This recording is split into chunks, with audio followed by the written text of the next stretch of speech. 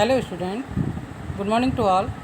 आज हम स्टडी करेंगे ब्रायोफाइटा के बारे में। इसके पहले हमने फंगी जगत के बारे में पढ़ा, जगत फंजाई के बारे में पढ़ा कि ये जो है वो सबसे विकास के क्रम में सबसे प्राथमिक टाइप के पौधे होते हैं। इनमें एक कोशिकीय और बहुकोशिकीय पादप भी होते हैं। इनका जो बॉडी का स्ट्रक्चर होता है वो थैलस वाला होता है। थैलोफाइटा के अंतर्गत इसको रखा गया है, जिसमें एक्चुअल जड़ या तना, पत्ती, संवहन फूल ये सब नहीं पाए जाते।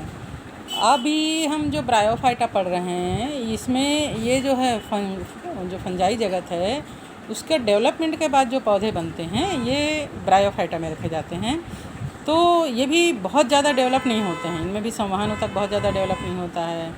पादप की संरचना जड़, तना, पत्ती जैसे डिफरेंट दिख सकती है, लेकिन एक्चुअल में ये उतने डेवलप नहीं होते।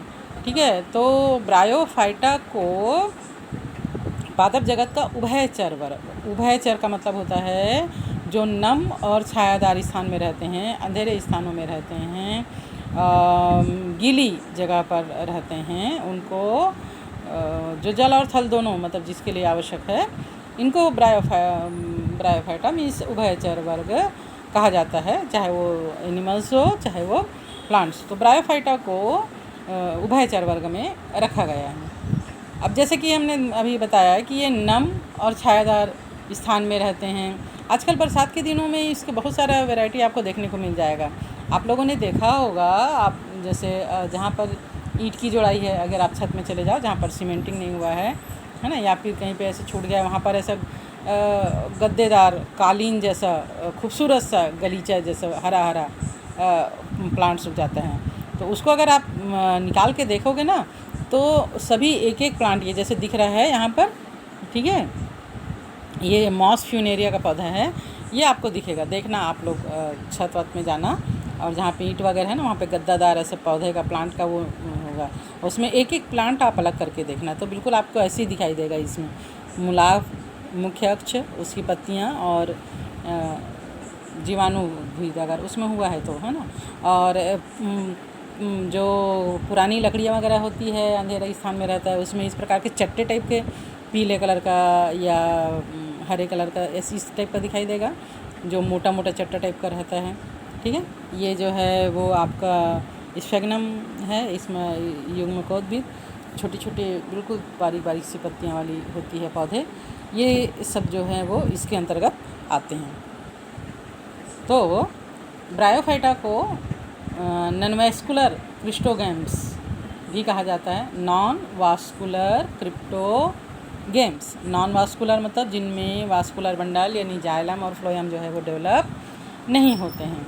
ब्रायोफाइटा को वनस्पति जगह का उभयचर कहा जाता है। एम्फीबियंस ऑफ प्लांट किंगडम कहा जाता है। ब्रायोफाइटा के अध्ययन को ब्रायोलॉजी कहा जाता है। प्रोफेसर SR कश्यप को भारतीय ब्रायोफाइटा विज्ञान का जनक, फादर ऑफ इंडियन ब्रायोलॉजी कहा जाता है। ब्रायोफाइटा रीजन में लगभग 25,000 से भी अधिक स्पीसीज़ को रखा गया है, और इस समुदाय के जो पौधे होते हैं ज़्यादातर छायादार, नम, चट्टान, वृक्ष की छाल, मकान की दीवार इत्यादि में पाए जाते हैं। अगर हम ब्रायोफाइटा के जनरल कैरेक्टर्स के बारे में, सामान्य लक्षण के बारे में बात करें, तो एक तो ये छायादार और नमी युक्त स्थान में पाया जाता है। जली और थली दोनों प्रकार का इसका आवास होना चाहिए, है ना, नम होना चाहिए, पानी की मात्रा भी प्रचुर मात्रा में होना चाहिए। इसीलिए बरसात के दिनों में सबसे ज़्यादा ब्रायोफाइटा जो है वो हमारे घर के आसपास भी देखे जा सकते हैं, तो इसलिए इनको एम्फीबियंस ऑफ प्लांट किंगडम कहा जाता है। इनके जीवन चक्र में सुस्पष्ट युग्मकोद्भिद यानी गैमेटोफाइट और बीजाणुद्भिद स्पोरोफाइट अवस्थाएँ पाई जाती है। 2 अवस्थाएं इनके जीवन चक्र में पाई जाती है। एक में गैमिट्स बनते हैं, मेल गैमिट, फीमेल गैमिट, और फिर फर्टिलाइजेशन के फलस्वरूप स्पोर्स बनते हैं, बीज या बीजाणुद्भिद बनते हैं। इनका जो मुख्य पौधा होता है वो युग्मकोद्भिद होता है, इसमें गैमिट बनता है। जो मुख्य पौधा है, जैसे यहाँ पर हम देख रहे हैं, ये मुख्य पौधा है, इसमें गैमिट्स बनते हैं, या तो मेल गैमिट बनेगा या फीमेल गैमिट बनता है। बीजाणुद्भिद पूर्ण रूप से युग्मकोद्भिद पर आश्रित रहता है ना, यानी ये जो बीज जहाँ पर जो बनते हैं वो मुख्य पौधे पर ही ये पूरा आश्रित है। इनका शरीर थैलसनुमा, थैलाइड होता है, या श्यान और सीधा इरेक्ट होता है। इनमें वास्तविक मूल यानी जड़, रूट तना यानी स्टेम और लीव्स नहीं होती। ये जो दिख रहा है जड़ के समान, ये मूलाभास है। मूलाभास मतलब मूल के समान आभास होना, पर ये एक्चुअल जड़ नहीं है।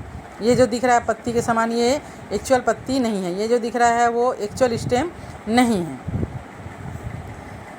और पादप का शरीर जो है वो एक कोश की शाखित या बहुकोश की और शाखित मूलाभास इसको राइजॉइड बोला जाता है, की सहायता से अधो स्तर पे चिपके रहते हैं। जैसे दीवार वगैरह में, ये ईंटा वगैरह में आप उखाड़ोगे तो ये आसानी से आपके हाथ में आ जाएंगे, वो उससे चिपके रहते हैं।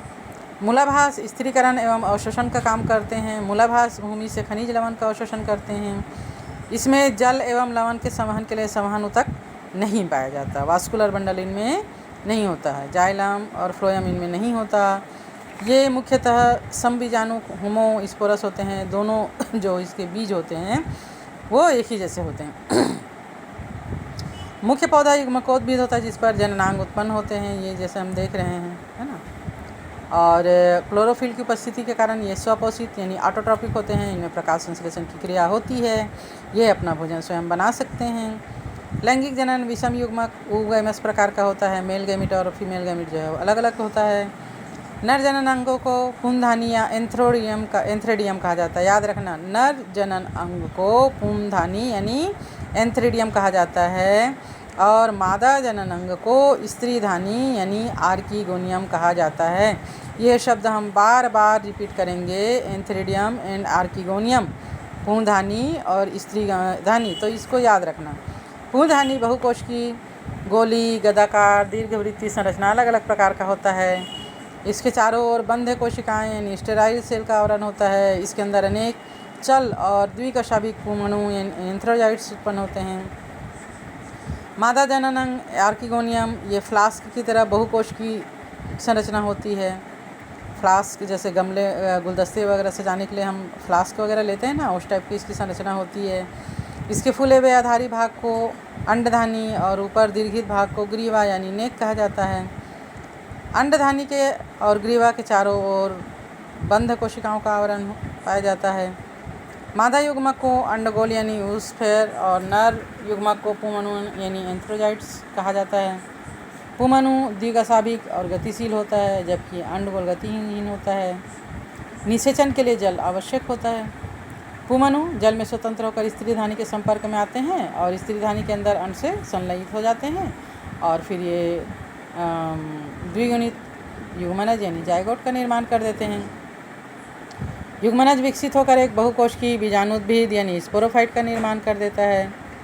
बीजाणुद्भिद में फूट यानी फूट, पात, सीटा और कैप्सूल में ये विभाजित होता है।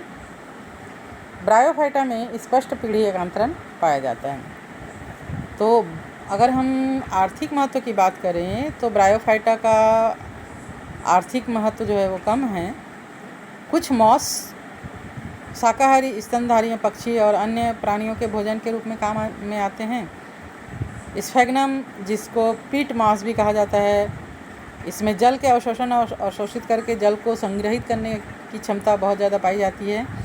इसलिए इसको नर्सरी में पौधों वगैरह के पैकिंग मटेरियल के रूप में इसका यूज़ किया जाता है। स्फेग्नम से पीट भी प्राप्त होता है जिसका उपयोग ईंधन के रूप में यानी जलाने के रूप में भी किया जाता है। जब ये सूख जाता है तो बहुत अच्छा ये ज्वलनशील पदार्थ के रूप में बन जाता है। मॉस पादप अनुक्रम प्लांट सक्सेशन में महत्वपूर्ण भूमिका निभाते हैं। ये चट्टानों को डिकम्पोज कर आवृत बीजों के उगने के लिए आधार बना देते हैं। इस कारण इनका पारिस्थितिक दृष्टि से बहुत अधिक महत्व है। इसके अलावा मॉस जो है वो भूमि पर एक सघन परत बना देता है जिससे वर्षा की बौछार से मृदा को अधिक हानि नहीं पहुंचती है। इस प्रकार ये मृदा अपरदन सॉइल इरोशन को भी रोकने का काम करते हैं। अगर हम क्लासिफिकेशन की बात करें ब्रायोफाइटा को, तो ब्रायोफाइटा को लिवरवर्ट्स और मॉस दो भागों में विभाजित किया गया है। जैसे कि यहाँ पे देख रहे हैं, ये जो है वो लिवरवर्ट्स है ना, ब्रायोफाइटा का मार्केंसिया लिवरवर्ट्स में आता है। ये सभी जो है वो छायादार और नम स्थानों पर, नदी के किनारे में, दलदल स्थान में, गीली मिट्टी में, पेड़ की छाल में, ये इन जगहों पे उगते हैं। इनका बॉडी आप लोग देख रहे होंगे, ये नीचे जड़ जैसी संरचना है, जो झूठा संरचना है, राइजॉइड है। ये बॉडी का जो थैलस भाग है ना, इसमें पूर्णधानी लगा हुआ है, इसमें ये स्त्रीधानी लगा हुआ है। जड़, तना, पत्ती में ये विभेदित नहीं है। तो इनके पत्तीदार सदस्य में पत्ती की तरह छोटी छोटी संरचना होती तो ज़रूर है, जो तने की तरह कतार में लगी होती है, लेकिन ये एक्चुअल पत्ती नहीं होता है। लीवरवर्ट्स में अलैंगिक जनन, थैलस के विखंडन अथवा विशिष्ट संरचना गेमा के द्वारा होता है। गेमा जो है बहुकोश की अलैंगिक कलियाँ हैं। ये छोटे छोटे पात्र जिनको गेमा कप कहते हैं, ये दिख रहा है आपको, है ना, यहाँ पर ये गेम्यूस दिख रहा है, जेमा कप दिख रहा है, इसमें स्थित होता है। ये अपने पैतृक पादप से अलग हो जाता है, इससे एक नया पादप उग जाता है। ये जो दिख रहा है ना, ये छोटी छोटी संरचनाएं, ये अलग होकर एक नया पौधा का निर्माण कर देती है। ये अलैंगिक जनन में होता है। और लैंगिक जनन के लिए ये दिख रहा है पुंधानी और ये स्त्रीधानी, इसमें जो है वो नर युग्मक और मादा युग्मक का निर्माण होता है। और फिर जो है वो अलग अलग थैलस पर बनते हैं। इसमें एक पाद, एक सीटा और कैप्सूल होता है। और मियोसिस के बाद फिर कैप्सूल में स्पोर्स बन जाते हैं। स्पोर्स से अंकुरन होता है, जिससे कि एक नया पौधा बन जाता है। मॉस, यहाँ पर हमने देखा ये मॉस का पौधा, और ये जो है वो फ्यूनेरिया का पौधा है ये, और ये जो है वो स्फेगनम का पौधा। ये दोनों ही मॉस की कैटेगरी में आते हैं। तो जीवन चक्र की प्रभावी अवस्था जो है मॉस में युग्मकोद्भिद होती है, और इसकी भी 2 अवस्थाएं होती हैं। पहली अवस्था प्रथम तंतु जो स्पोर से बनता है, ये हरा, शाखित, विसर्पी और तंतु में होता है। और इसकी दूसरी अवस्था पत्ती की तरह होता है, जो प्रथम तंतु से पार्श्वी कली के रूप में उत्पन्न होता है। मॉस में कायिक जनन द्वितीयक प्रथम तंतु के विखंडन या मुकुलन के द्वारा होता है। लैंगिक जनन में लैंगिक अंग, पुंधानी और स्त्रीधानी पत्तीदार प्ररोह की चोटी पर स्थित होते हैं, जैसे कि हमने देखा है ना, डायग्राम में हमने देखा अभी।